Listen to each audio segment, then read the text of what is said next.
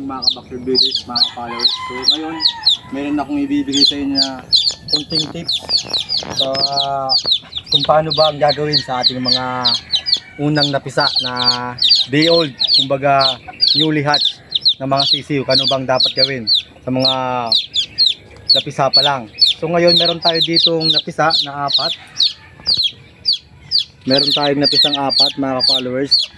Actually kahapon pa sila na hatch. So ngayon ang gagawin natin, so hindi muna ako nagbibigay ng patuka sa mga bagong pisa.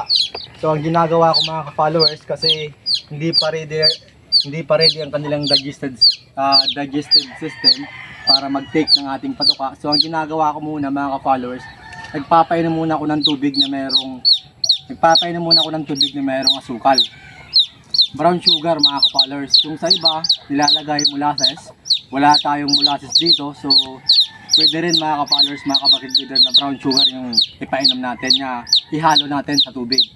So lagyan na natin mga followers. So 4 lang yung papainumin natin. So kuntiin lang natin yung tubig.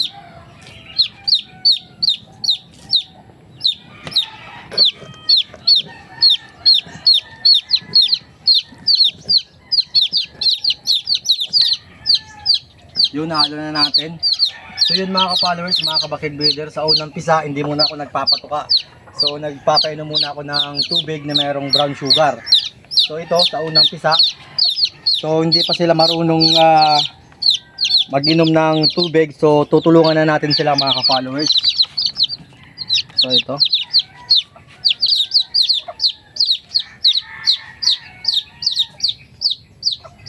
So yun. Kahit mamayang hapon mga ka-followers, pwede natin siyang bigyan ng patukana. Kasi kahapon pa sila na hatch, napisa. So ngayon lang tayo na orasan kasi may trabaho.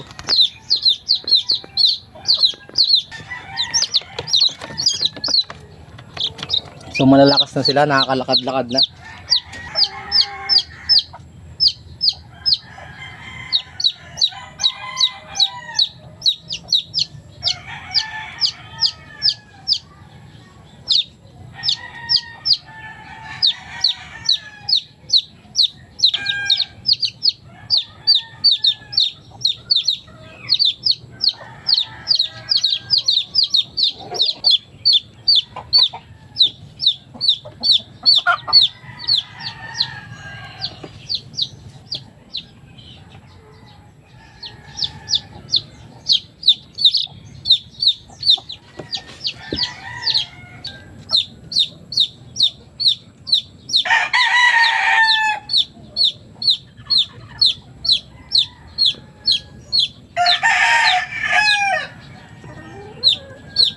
So yun mga ka-backyard, tapos natin siyang painumin na may brown sugar.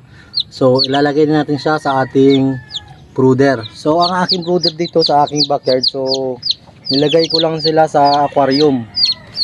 And then yun, inaalis ko na mga ka-backyard builder sa kanilang ina, ang mga sisi. Hindi ko na dinudurog sa magulang niya, inaalis ko na kaagad pag na-hatch sila. So siniseparate ko na, nilalagay ko na sa brooder. So ipapakita ko sa inyo ang aking brooder. So yun mga ka-backyard, andito na sila sa brooder. So ito yung aking brooder, aquarium lang to mga ka-backyard, yung ating brooder. Mamayang hapon pwede ko na siyang bigyan ng patuka mga ka-followers, mga ka-backyard builder. So ganoon lang mga ka-backyard. So unang pisa, ang ginagawa natin ay dapat magpapainom muna tayo ng tubig na may halong brown sugar.